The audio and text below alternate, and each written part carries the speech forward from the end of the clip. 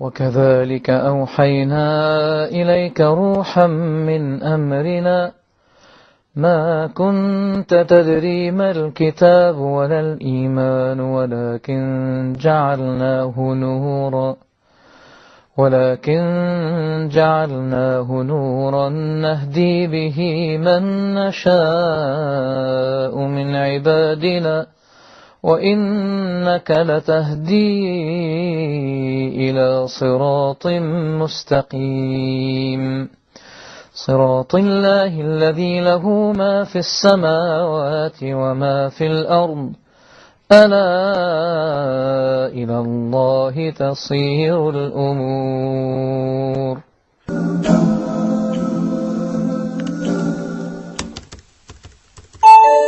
We've got another email. You're watching the mailbox. I'm Yusuf Estes. Here's one that's asking the question, can we celebrate birthdays? What about Christmas? What about Easter? And other celebrations? What about that? Well, first of all, in Islam we know that everything regarding worship of Allah is dictated by Allah and His Messenger, and we must not add to or take away from what's been said about that.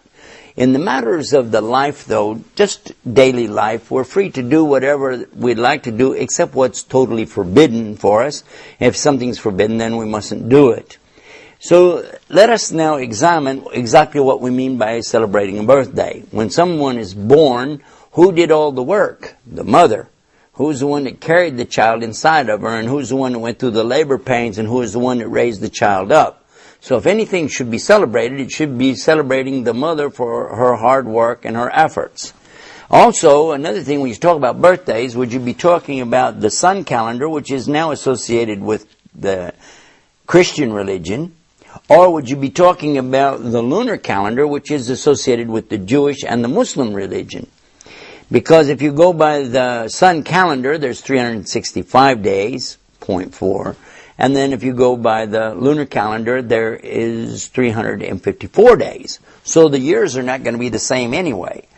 So if you said, well, it's just for fun, I want to have a cake and I want to put candles on it, well, now you got another problem. The candles on the cake actually are not coming from Christianity or Islam. They're coming from the Celtic religion, and this is the Druids, many, many centuries ago, and they used to worship fire and things like that, and this candle represents that. So we're starting to really infringe on the area here of worship, and this is why birthdays, Easter, Christmas, and all the rest of it is not something acceptable in Islam, because it implies a type of worship or celebration other than what's been approved by Islam. We do have two main Eids called Eidain, and that's Eid al-Adha and Eid al-Fitr.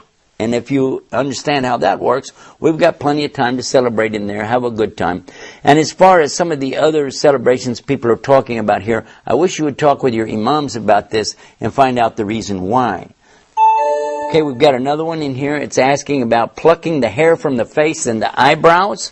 Well, if you're altering what Allah has given you, you must have a really good, legitimate reason for this. Talk with your imam about this and he'll explain it to you. But basically, if you have something that's not characteristic of normal appearance of a human being, this is one thing.